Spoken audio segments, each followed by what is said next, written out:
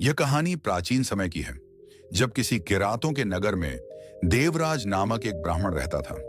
परंतु वह न तो अपने धर्म के प्रति निष्ठावान था और न ही अपने कर्मों में पवित्र। वह ज्ञान से वंचित, दरिद्र और वैदिक कर्मों से विमुख था। उसका जीवन केवल वाणिज्य और धनार्जन तक सीमित था। स्नान, संध्या, जप तप आदि धार्मिक कर्मों से वह पूरी तरह विमुख हो चुका था और वैश्य वृत्ति में लिप्त होकर दूसरों को धोखा देता था। देवराज अपनी चालाकियों से ब्राह्मणों, क्षत्रियों, वैश्यों और शूद्रों को छलता और उनका धन हड़प लेता। उसने अपने जीवन में कभी भी धर्म के कार्यों में कोई योगदान नहीं दिया। वह वेश्याओं का संग करता और आचरण से पूर्णतः भ्रष्ट था। एक दिन दैव योग से वह प्रतिष्ठानपुर झूसी प्रयाग पहुंचा। वहां उसने एक भव्य शिवालय देखा, जहां साधु संतों का जमावड़ा था। शिवालय में वह ठहर गया, किंतु वहां उसे अचानक ज्वर हो गया। ज्वर के कारण वह अत्यधिक कष्ट में था।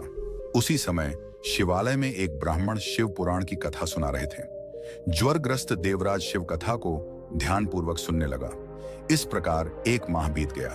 कथा सुनते सुनते और ज्वर की तीव्रता के कारण देवराज का शरीर छोड़कर मृत्यु हो गई। उसके मरते ही यमराज के दूत उसे पाशों में बांधकर बलपूर्वक यमपुरी ले जाने लगे। उसी समय भगवान शिव के दिव्य पार्षद वहां प्रकट हुए। वे अत्यंत तेजस्वी और कर्पूर के समान गौरवर्ण थे। उनके हाथों में त्रिशूल था और रुद्राक्ष की मालाएं उनके शरीर की शोभा बढ़ा रही थीं। उनके क्रोधमय नेत्र यमदूतों पर गड़े हुए थे। उन्होंने यमदूतों को मार पीट कर धमकाकर देवराज को उनके चंगुल से मुक्त कर लिया। फिर वे अद्भुत विमान पर देवराज को बिठाकर कैलाश पर्वत की ओर चल पड़े। यमपुरी में मचे इस कोलाहल से धर्मराज यमराज स्वयं बाहर आए। जब उन्होंने उन तेजस्वी शिवदूतों को देखा तो उनके अद्भुत स्वरूप और शक्ति से प्रभावित होकर उन्होंने उनका विधि पूर्वक पूजन किया। धर्मराज ने अपनी ज्ञान दृष्टि से देवराज के उद्धार का सारा कारण समझ लिया। भय और श्रद्धा के कारण धर्मराज ने शिवदूतों से कोई प्रश्न नहीं किया।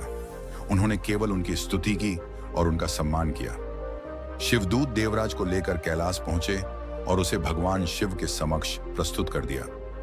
भगवान शिव, जो दया और करुणा के सागर हैं, ने देवराज को अपना आशीर्वाद देकर उसे पवित्र कर दिया। इस प्रकार केवल शिव पुराण की कथा सुनने और भगवान शिव की महिमा का श्रवण करने से ही पापी देवराज ने मोक्ष प्राप्त किया और शिवलोक का वासी बन गया। यह कथा इस तथ्य का प्रतीक है कि भगवान शिव अपने भक्तों पर अनंत करुणा और दया करते हैं, चाहे वे कितने भी पापी क्यों न हों।